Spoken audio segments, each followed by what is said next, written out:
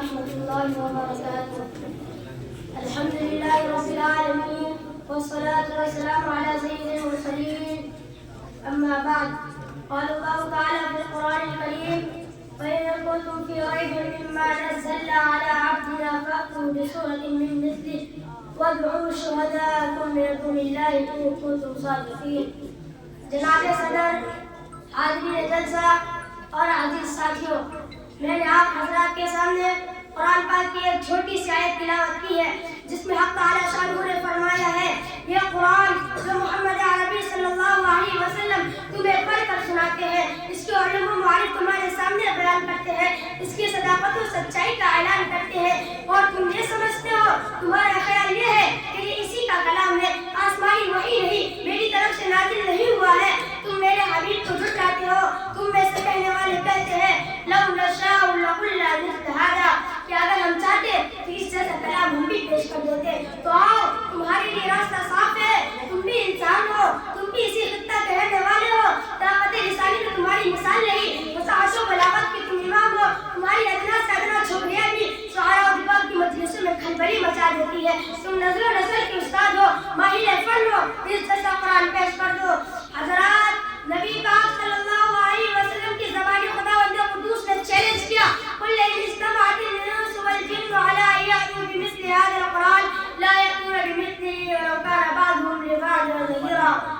کہ اے محمد صلی اللہ علیہ وسلم، آپ کہہ دیجئے کہ تم یہ کہتے ہو کہ یہ انسان کا کلام ہے، اگر تمام انسان اور جنات اور کائنات کی تمام مخلوق اکٹھا ہو کر اس جیسا قرآن پیش کرنا چاہے تو نہیں پیش کر سکتی، چاہے ایک دوسرے کے حامی و مددگار کیوں نہ بن جائے۔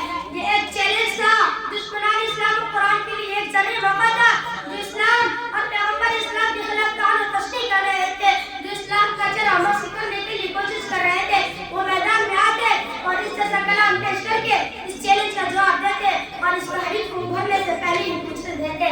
لیکن کسی نے اس چیلنج کو قبول نہ کیا۔ ان دشمنان اسلام کے چہرے پر ہوائیاں اڑنے لگی۔ وہ سب ماہر فن، فصیح و بلیغ اور زبانداری میں اپنا جان رکھنے والے حیرت میں پڑ گئے۔ کسی نے اس چیلنج کو قبول نہ کیا، سب کی زبانیں گم ہو گئی۔ پھر حق تعالی شانہ نے اور نیچے اتر کر فرماتے ہیں کہ اگر تم پورا قرآن پیش نہیں کر سکتے تو اس جیسی صرف 10 صورتیں ہی بنا کر پیش کر دو۔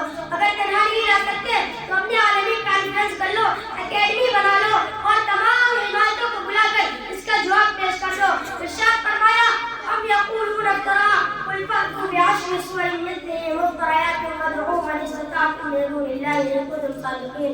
کیا تم یہ کہتے ہو کہ اے محمد صلی اللہ علیہ وسلم نے کر لیا ہے؟ تو اے محمد صلی اللہ علیہ وسلم، آپ کہہ دیجئے کہ تم اس جیسی 10 صورتیں بنا کر پیش کر دو اور اللہ کو چھوڑ کر جسے چاہے بلا لو، اگر تم اپنے اس قول میں سچے ہو۔ لیکن دوستو، آج بھی عرب کے معاشرے سے کوئی صدا بلند نہیں ہوئی، کسی کی رگی حمیت نہ بڑھی، کسی دل میں غیرت نہیں آئی، کسی طبیعت میں جوش و خروش پیدا نہیں ہوا کہ وہی جیسا کلام پیش کر کے رسول اللہ صلی اللہ علیہ وسلم کے خلاف ایک نیا محاذ کھڑا کر دیتے اور اس تحریک کو بے قبول سے اکھاڑ دیتے۔ اللہ تبارک و تعالیٰ نے پھر ان کی رگی حمیت کو للکارا، ان کی غیرت پر پھر تیزی کی، ان کے شک و شبہ کو پھر ممیز لگائی اور صداقت کا اعلان کیا۔ فرمایا: وَإِن كُنتُمْ فِي رَيْبٍ مِّمَّا نَزَّلْنَا عَلَىٰ عَبْدِنَا فَأْتُوا بِسُورَةٍ مِّن مِّثْلِهِ وَادْعُوا شُهَدَاءَكُم مِّن دُونِ اللَّهِ إِن كُنتُمْ صَادِقِينَ۔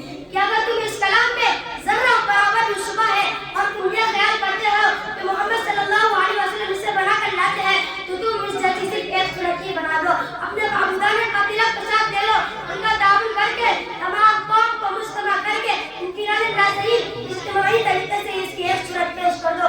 اور اگلی صورت میں یہ بھی چیلنج ہے: وَلَن تَفْعَلُوا، کہ قیامت تک تم پیش نہیں کر سکتے۔